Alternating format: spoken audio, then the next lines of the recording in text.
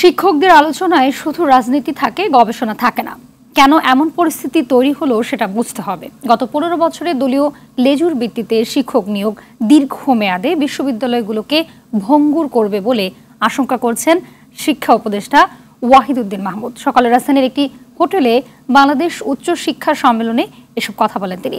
শিক্ষা উপদেষ্টা বলেন, উচ্চশিক্ষায় মানের অবনতি, অনিয়ম, দুর্নীতির মধ্যেও অনেক শিক্ষকের গবেষণার মান আন্তর্জাতিক পর্যায়ের।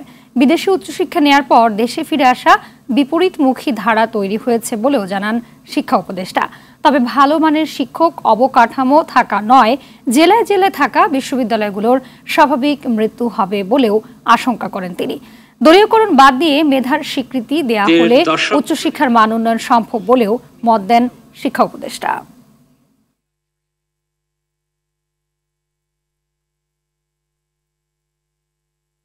দশক ধরে শিক্ষক নিয়োগেও একদম যখন প্রাথমিক পর্যায়ে শিক্ষক লেকচারার নিয়োগ করা হয়, এখানে প্রচণ্ড অনিয়ম শুরু হয়েছে।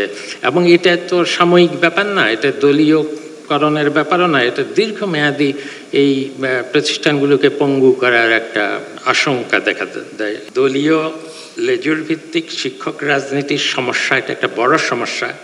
এই সমস্যা নিয়ে সারাক্ষণ ভাবতে গিয়ে, লিখতে গিয়ে আমাদের শিক্ষকদের মধ্যে যে উচ্চমানের গবেষণা অর্জনের যে বিষয়, সেটা ঢাকা পড়ে গেছে।